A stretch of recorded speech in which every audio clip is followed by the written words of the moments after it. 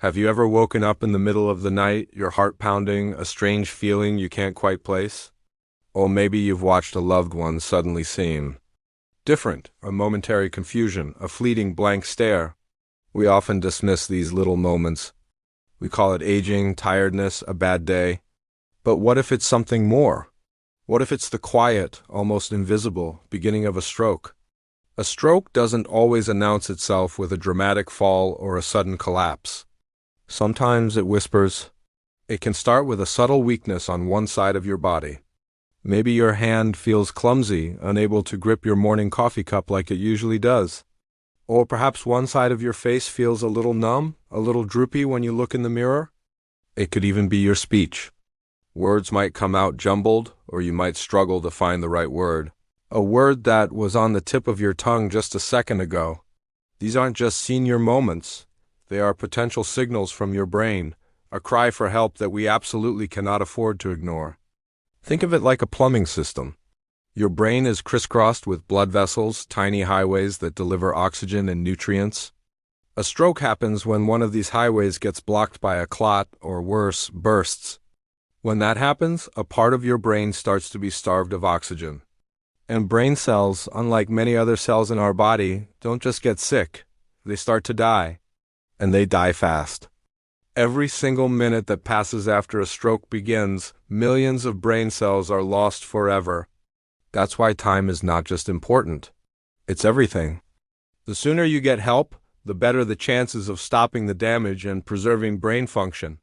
We're talking about the ability to walk, to talk, to remember the faces of your children and grandchildren. We're talking about your independence, your quality of life. Let's look at a story. Meet Arthur and Helen. They've been married for 51 years. Their life is a quiet rhythm of shared breakfasts, afternoon walks, and evenings spent reading side by side. One Tuesday morning, Arthur was sitting at the kitchen table, the sun streaming in, just like any other day. He reached for the newspaper, but his hand wouldn't cooperate. It felt heavy, like it belonged to someone else.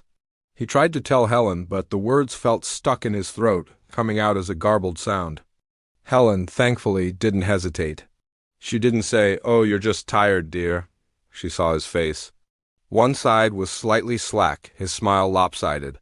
She remembered a health segment she'd seen on the news, a simple acronym, FAS to face, arms, speech, time. F is for face, ask the person to smile. Does one side of the face droop? A is for arms, ask them to raise both arms. Does one arm drift downward?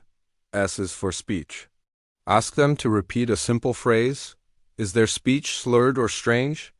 And T is for time. If you see any of these signs, it's time to call emergency services immediately. Not in 5 minutes. Not after you finish your tea. Now. Helen called for an ambulance right away. At the hospital, doctors confirmed Arthur was having an ischemic stroke, the kind caused by a blood clot. Because Helen acted so quickly, they were able to give Arthur a special clot-busting medication. It was a critical window of opportunity, and they made it just in time.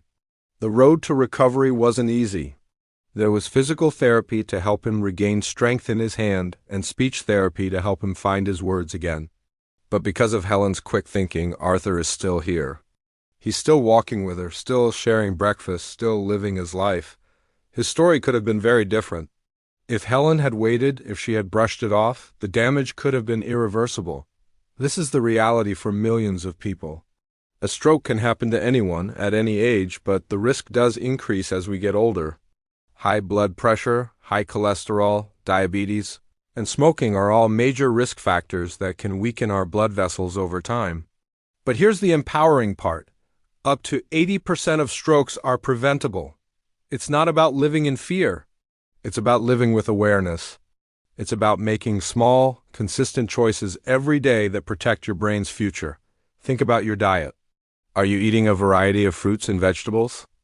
Are you choosing whole grains and lean proteins? These foods are packed with nutrients that help keep your blood vessels clear and flexible. Reducing your salt intake is another huge step, as it can directly lower your blood pressure, one of the biggest culprits behind stroke. And what about movement? You don't have to run a marathon. A brisk 30-minute walk each day can do wonders for your circulation and heart health. Find something you enjoy, gardening, dancing, swimming. and make it a regular part of your routine. It's a gift you give to your body and your brain. Regular checkups with your doctor are also non-negotiable. Know your numbers. What's your blood pressure, your cholesterol level, your blood sugar? Working with your doctor to manage these numbers is one of the most powerful preventative actions you can take. It's about being proactive, not reactive. It's about taking control of your health story before a crisis can write it for you. Let's go back to those quiet moments, the subtle signs. A sudden, severe headache, often described as the worst headache of your life. Sudden trouble seeing in one or both eyes. Sudden dizziness, loss of balance, or trouble walking. These are all part of the stroke dictionary.